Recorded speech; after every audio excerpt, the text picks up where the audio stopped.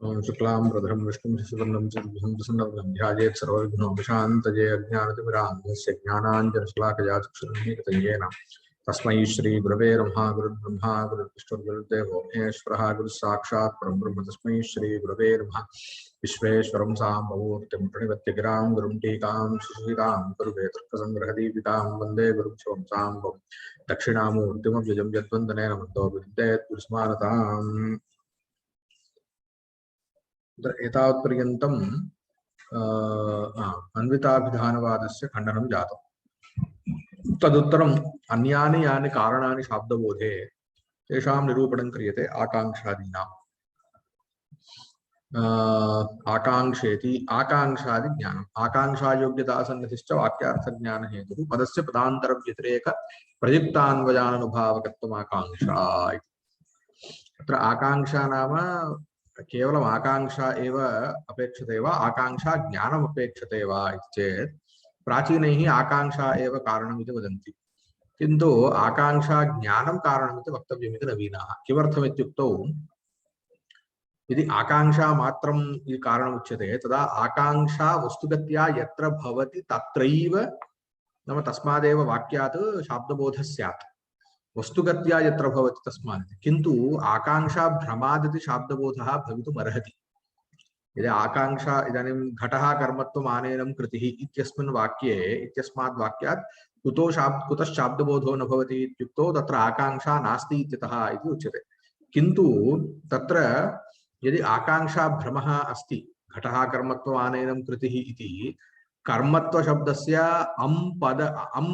अम्त्व भ्रमः एवं नाम कर्मत्वम् इति शब्दे अम्त्व भ्रमः, कृतिरिति शब्दे तिप्त्व भ्रमः यदि स्यात् तर्हि घटमानयति इत्यस्मात् वाक्याद् यादृशबोधो भवति तादृश एव बोधः घटः कर्मत्वम् आनेनं कृतिः इत्यस्मात् वाक्यादपि भवति। अतः तत्र शक्तिभ्रमः अथवा तात्पर्यभ्रमः नाम भ्रमः अपि शाब्दबोधे कारणं भवति इत्यतः इदम् अस्माभिः बहुधा अनुभूयते एव। वस्तुगत्या तत्र ग्रन्थे पङ्क्तिः एकरीत्या पङ्क्तिर्भवति, किन्तु अस्माभिः तावत् अन्यथैव तस्य विपरीतार्थः एव अस्माभिः प्रायः न गच्छति इति अत्र नै अस्माभिः नैव पठ्यते कदाचित् प्रमादवशात्। गच्छति इति भवति चेदपि वस्तुगत्या तत्र यत् तेन वाक्येन किं बोधनीयः अंशः भवति तदपेक्षया विपरीतः एव अंशः अस्माभिः विद्यते। किमर्थम् इत्युक्तौ तत्र अस्माकं नै अस्ति तथापि नै नास्ति इति भ्रमः, अथवा एवं रूपेण बहुधा अक्षराणां विभ्रमः भवति। अक्षराणां विभ्रमेण पदार्थोऽपि कदाचित् किं भिद्यते, तस्मात् वाक्यार्थे भेदः भवति। इत्येवं रूपेण बहुधा अस्माभिः भ्रमः बहुत्र अनुभूयते, तस्मात् शाब्दबोधोऽपि अनुभूयते। अतः तत्र ज्ञानम् इति वक्तव्यं, तत्र तद् बहु मुख्यमस्ति। अतः एव आकाङ्क्षा केवलम् आकाङ्क्षा कारणम् इति न, किन्तु आकाङ्क्षा ज्ञानं कारणम् इति वक्तव्यम् इति एतेषाम् आशयः। आकाङ्क्षादिरहितपदसमुदायात् शाब्दबोधवारणाय आकाङ्क्षादेः शाब्दधिहेतुत्वम् अभिहितं मूलकृता पूर्वम्। अतः आकाङ्क्षारहितवाक्यात् शाब्दबोधो मा भूदिति कृत्वा कारणम् उक्तम्, किन्तु तच्च नवीनमते न संभवति। किमर्थम्? आकाङ्क्षारहितादपि वाक्यात् आकाङ्क्षा भ्रमे सति शाब्दबोधस्तु भवति इत्यतः तच्च नवीनमते न संभवति इति तत् ज्ञानस्य हेतुतामाह आकाङ्क्षादि ज्ञानमिति।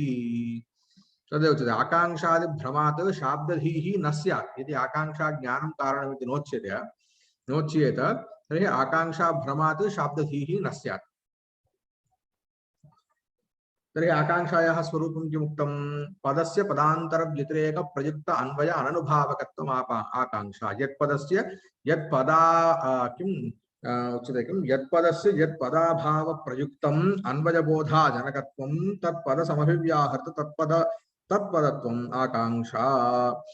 नाम घटम् इत्यत्र यत्पदस्य घटपदस्य यत्पदाभाव प्रयुक्तः अव्यवहितोत्तरत्व संबंधेन अथवा अव्यवहित पूर्वत्व संबंधेन अंपद अभाव प्रयुक्तः अन्वयबोध अजनकत्वमस्ति। कुत्र? घटपदे अव्यवहित पूर्वत्व संबंधेन यदि अंपद वैशिष्ट्यं न स्यात् तर्हि घटीयं कर्मत्वम् इति शाब्दबोध जनकत्वं घटपदस्य न स्यात् इत्यतः घटपदस्य अव्यवहित पूर्वत्व संबंधेन अंपद वैशिष्ट्य अभावः यः अस्ति सः घटीयं कर्मत्वम् इत्याकारक शाब्दबोध अजनकत्वं प्रति कारण शाब्दबोध अजनकत्वं प्रयुज्यते तेन यत्पदस्य यत्पदाभाव प्रयुक्तम् अन्वयबोधाजनकत्वं घटपदस्य अंपदाभाव प्रयुक्तम् अन्वयबोधाजनकत्वम् अस्ति इत्यतः तत्पदं तत्पदसमभिव्याहृतं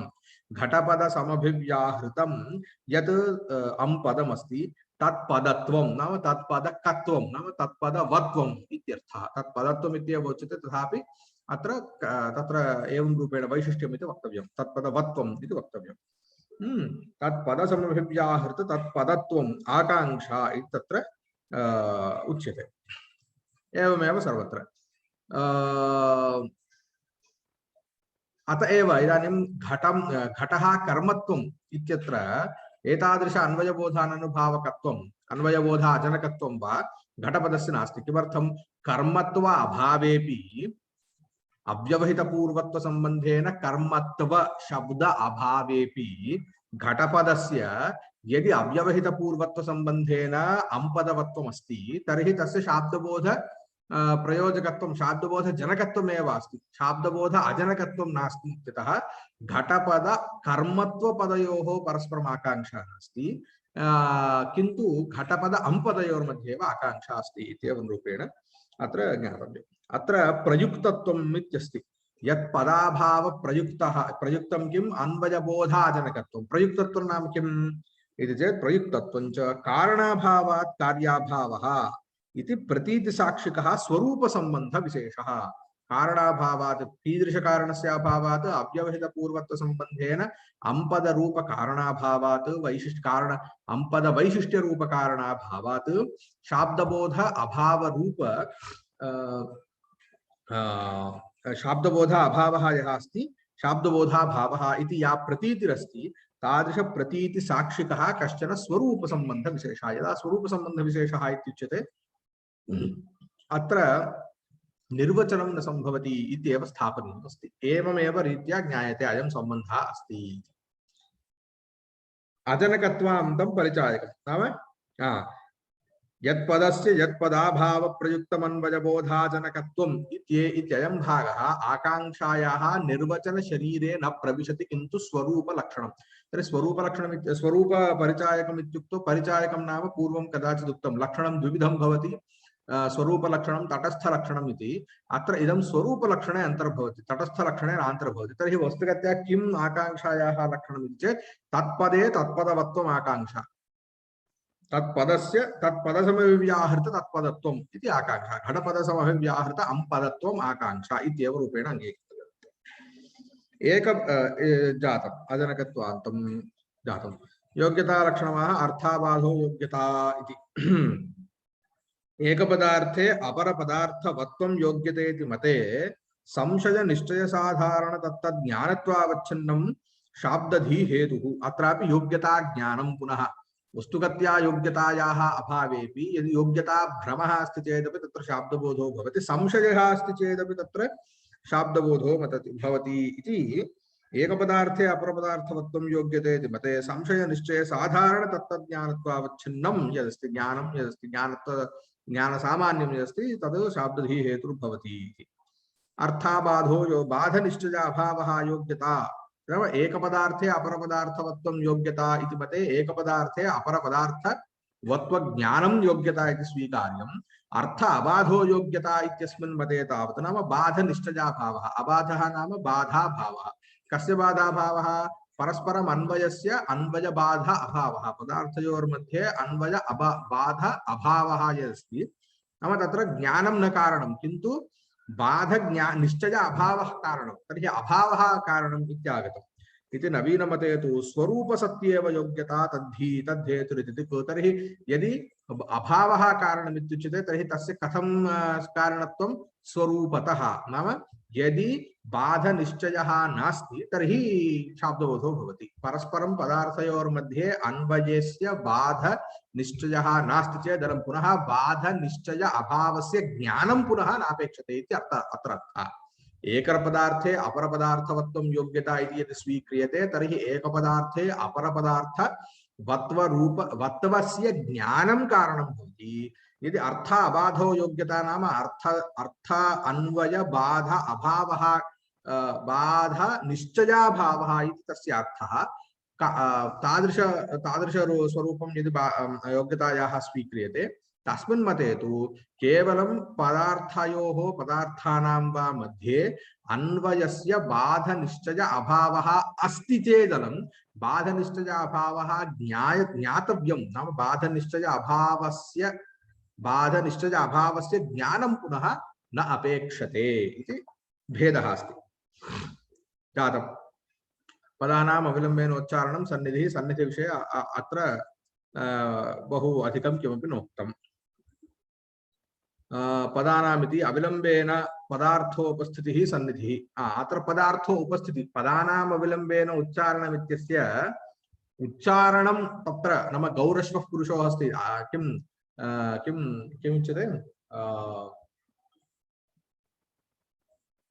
प्रहरे प्रहरे सहोच्चरितानि गामाने इत्यादीनि पदानि न प्रमाणं सान्निध्याभावात् इति उच्यते।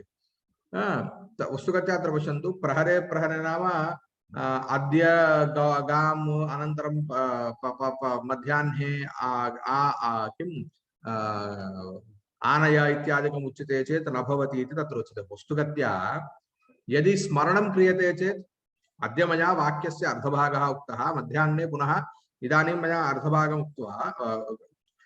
उक्तम् अनन्तरं पुनः मध्याह्ने अर्धभागः उच्यते चेत् यदि प्रातरुक्तस्य अर्धभागस्य स्मरणं यदि तदा सम्भवति चेत् शाब्दबोधः भवति। अतः अविलम्बेन उच्चारणम् इत्यस्य कोऽर्थः इत्युक्तौ उच्चरित पदजन्य पदज्ञानजन्य पदार्थोपस्थितीनाम् अविलम्बता तत्र अपेक्षते न तु पदानां वस्तुगत्या अविलम्बता इति आशयः। तर्हि किं जातं पदार्थानां किं तत्र अविलम्बः अपेक्षते इति इत्यत्र पर्यवस्यते। तदेव उच्यते। उच्चारणं तु तदुपयोगितया उक्तम्। अविलम्बेन उच्चारणमपि तत्र सान्निध्य लक्षणशरीरे न प्रविशति। तदपि केवलं स्वरूपकीर्तनपरं तदपि केवलं तत्र विवरणार्थमेव उच्यते इति जातं। गौरश्वः इति घटः कर्मत्वमित्यनाकाङ्क्षोदाहरणादिकम् उदाहरणं द्रष्टव्यं। तर्हि यथा योग्यं तथा तर्कसङ्ग्रहे उक्तमेव तत्र सम्भवति। अतिरिक्तम् अत्र किञ्चित् वक्तव्यं नास्ति। इदानीं शब्दः द्विविधः वैदिकः लौकिकश्चेति वैदिकस्य ईश्वरोक्तत्वात् सर्वमपि प्रमाणम् इत्युक्तम्। तर्हि वेदस्य सर्वस्यापि प्रामाण्यं किमर्थम् इत्युक्तौ ईश्वरोक्तत्वात् इति उक्तम्। इदानीम् अत्र मीमांसकाः आगच्छन्ति। तर्हि मीमांसकानां मते तु वेदः अपौरुषेयः। अपौरुषेयः नाम पुरुषकृतः न। भवता तु भवद्भिस्तु इदानीं पौरुषेयत्वम् उपपादितम्। ईश्वरोक्तत्वम् इत्यनेन पौरुषेयत्वम् आगच्छति। तर्हि इदं वेदस्य अपौरुषेयत्वात् कथं तस्य ईश्वरोक्तत्वं सम्भवति। ईश्वरोक्तत्वेन हेतुना कथं वा तस्य प्रामाण्यम् उपपाद्यते। अतः ईश्वरोक्तत्वं न समीचीनः हेतुः इति तेषाम् आशयः। तत्र पृच्छन्ति वैदिकस्य विशेषमाह वैदिकम् ईश्वरोक्तत्वादिति ननु वेदस्य अनादित्वात्। वेदः अनादिः इति एकः अंशः। यदि केनचित् उच्चार्यते चेत् तस्य सादित्वं नाम तस्य क्वचित् उत्पत्तिः अङ्गीकार्या स्यात्। मीमांसकानां मते शब्दः नित्यः। नैयायिकानां मते शब्दः अनित्यः। मीमांसकानां मते वेदः शब्दराशिरूपो वेदः पौरुषेयः। नैयायिकानां मते वेदः क्षम्यतां मीमांसकानां मते अपौरुषेयः नैयायिकानां मते पौरुषेयः इति मौलिकभेदः। ननु वेदस्य अनादित्वात् वेदस्य नित्यत्वं शब्दस्य अनित्यत्वं। कथम् ईश्वरोक्तत्वम्। अनादिरित्यनेनैव केनचित् कदाचित् उत्पद्यते इति नास्ति। सः अनादिः। यस्य कारणमेव नास्ति। आदिशब्देन कारणमित्यपि वक्तुं शक्यते। यस्य आदिः कारणं नास्ति सः अनादिर्भवति। तर्हि कारणं नास्ति इत्यनेन तस्य नित्यत्वं ज्ञायते। नित्यस्य कथं वा ईश्वरोक्तत्वं सम्भवति? ईश्वरो केनचित् उक्तं चेत् सः शब्दः उत्पन्नः इत्येव अर्थः लभ्यते। इत्यतः कथं वा इदं सम्भवति इति चेन्न तथा नास्ति। अत्र अस्माभिः अनुमानप्रमाणेन वेदस्य पौरुषेयत्वं साध्यते इति समाधानम् उच्यते। वेदः पौरुषेयः वाक्यसमूहत्वात् भारताधिपत् इति। भारतः अपि भारतमपि वाक्यसमूह किं पौरुषेयः एव। कथं पौरुषेयः इत्युक्तौ वाक्यसमूहत्वात् यत्र यत्र वाक्यसमूहत्वम् अस्ति तत्र सर्वस्यापि पौरुषेयत्वं ज्ञायते। भारतं केन कृतमस्ति? व्यासमहर्षिणा कृतमस्ति। तर्हि वाक्यसमूहत्वं यत्र यत्र दृश्यते लोके तत्र सर्वत्रापि पौरुषेयत्वं ज्ञायते। वेदोऽपि वाक्यसमूहरूपः, अतः तत्रापि पौरुषेयत्वं सिद्ध्यत्यनेन इति नैयायिकानां समाधानमत्र। अत्र इदानीं तैः पुनः तदुपरि शङ्का क्रियते। भवद्भिः यः वाक्यसमूहत्वरूपहेतुः गृहीतः सः सोपाधिकः, सः असद्धेतुः। किमर्थं सोपाधिकः इति यदा उच्यते तदा उपाधिः का तत्र? न च स्मर्यमाणकर्तृकत्वम् उपाधिः, स्मर्यमाणकर्तृकत्वम् इत्युपाधिः इति स्वीक्रियते। यदा उपाधिरित्यागच्छति स्मर्यमाणकर्तृकत्वं स्मर्यते खलु। भारतादीनां तावत् कर्ता व्यासः इति स्मर्यते इत्यतः स्मर्यमाणकर्तृकत्वं तत्र भारते अस्ति। इदानीम् उपाधिः इति यदा उच्यते तदा किं झटिति स्मर्तव्यं? साध्यव्यापकत्वे सति साधन अव्यापकत्वम् इत्यंशः स्मरणीयः। तर्हि प्रकृते साध्यं किं? वेदः पौरुषेयः वाक्यसमूहत्वादित्यत्र साध्यं भवति पौरुषेयत्वं। तर्हि यत्र यत्र पौरुषेयत्वं भारतादिषु तत्र स्मर्यमाणकर्तृकत्वम् अस्ति वा न वा? व्यासः तत्र स्मर्यमाणः कर्ता, तादृशकर्तृकत्वम् अस्ति। यदि रामायणं स्वीक्रियते तत्र स्मर्यमाणकर्ता वाल्मीकिमहर्षिः, तादृशस्मर्यमाणकर्तृकत्वम् अस्ति। इत्येवं रूपेण यत्र यत्र पौरुषेयत्वम् अस्ति निश्चितं, पौरुषेयत्वं निश्चितं, तत्र सर्वत्रापि स्मर्यमाणकर्तृकत्वम् अस्ति सम्यक्। किन्तु इदं वाक्यसमूहत्वम् इति साधन अव्यापकत्वे साध्यव्यापकत्वं स्मर्यमाणकर्तृकत्वे आगतं।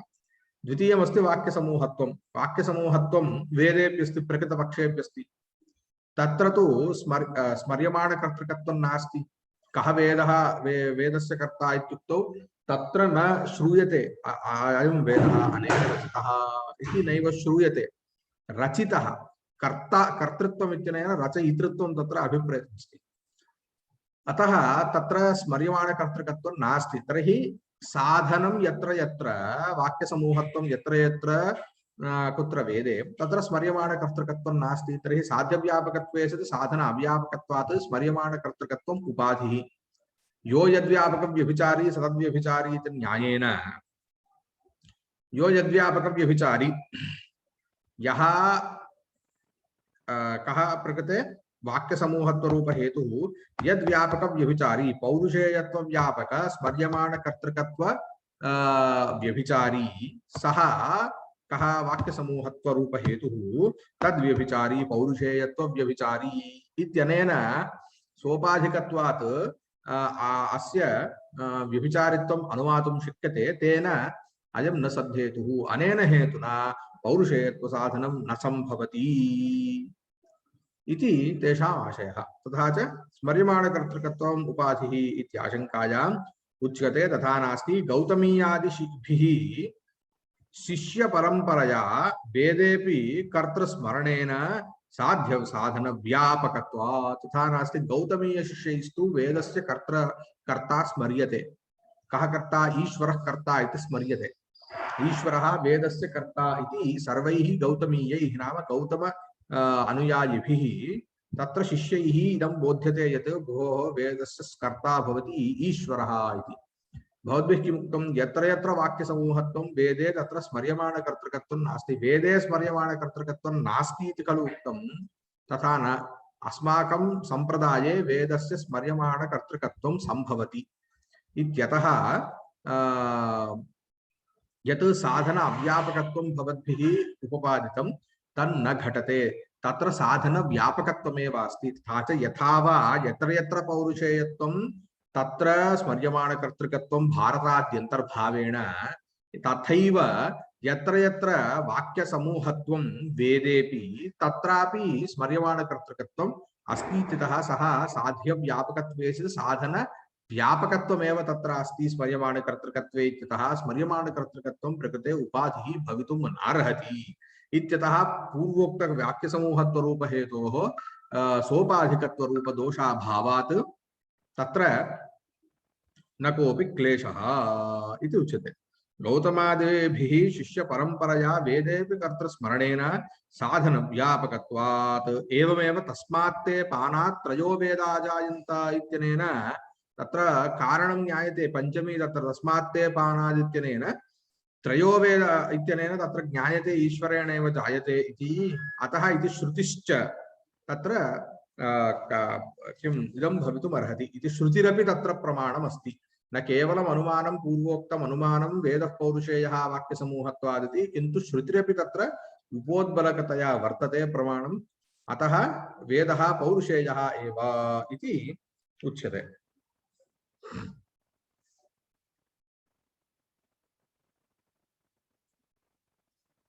नन्विति वेदस्य ईश्वरोक्तत्वं व्यवस्थापयत् यनुमानेन वेद इति। ननु अष्टादश पुराणानां कर्ता सत्यवतीसुतः इति वैजयन्त्यादि प्रमाणबलेन भारतादौ कर्ता उपलभ्यते न हि वेदे तदेव उच्यते।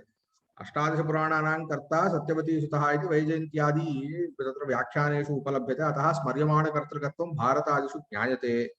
एवं रीत्या वेदे कर्तुः उपदेशः तथा नास्ति। तथा च स्मर्यमाणकर्तृकत्वस्य भारतादौ साध्यव्यापकत्वेन भारतादौ साध्यव्यापकत्वेन इत्यस्य कः आशयः? भारताद्यन्तर्भावेन साध्यव्यापकता नाम यत्र यत्र पौरुषेयत्वं भारतादौ तत्र स्मर्यमाणकर्तृकत्वम् इति तस्य पङ्क्तेः अर्थः। तस्याः पङ्क्तेः भारतादौ साध्यव्यापकत्वेन पक्षे साधन अव्यापकत्वात्, पक्षे साधनाव्यापकत्वात् नाम पक्षान्तर्भावेण साधना अव्यापकत्वात्। वाक्यसमुदायत्वं पक्षे वेदे अस्ति, तत्र स्मर्यमाणकर्तृकत्वं नास्ति इत्यतः साधना अव्यापकत्वम् आगतम्। पक्षे साधनाव्यापकत्वात् उपाधित्वेन च कथम् अनुमानं साधकं भवेत् इत्याशङ्कते न चेति। तस्य समाधानं किमुक्तं? गौतमादिभिः शिष्यपरम्परया वेदे कर्तुः उपदेशे पूर्वं किमुक्तं? भारतादि विषये वैजयन्त्यादि व्याख्यानं तत्र प्रमाणं भवति इत्युक्तं। तर्हि गौतमादि अत्र किं प्रमाणं कर्ता स्मर्यते इत्यत्र यदि चेत् परम्परा प्रमाणं। गौतमादिः शिष्यपरम्परा तत्र प्रमाणं भवति। गौतमादिभिः शिष्यपरम्परया तत्र परम्परायां ये ये शिष्याः प्रविष्टाः तेभ्यः सर्वेभ्यः अपि इदं पाठ्यते, बोध्यते, उपदिश्यते यत् भोः वेदस्य कर्ता ईश्वरः इति।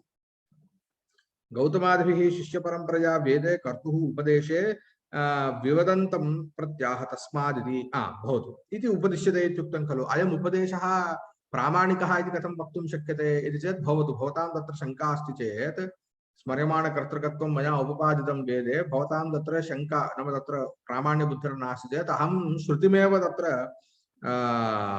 उपोद्बलकतया प्रदर्शयिष्यामि इति। तस्मात्ते पानात्रयो जायन्त इत्यादि श्रुतिस्तत्र प्रमाणम् इति उक्तम्।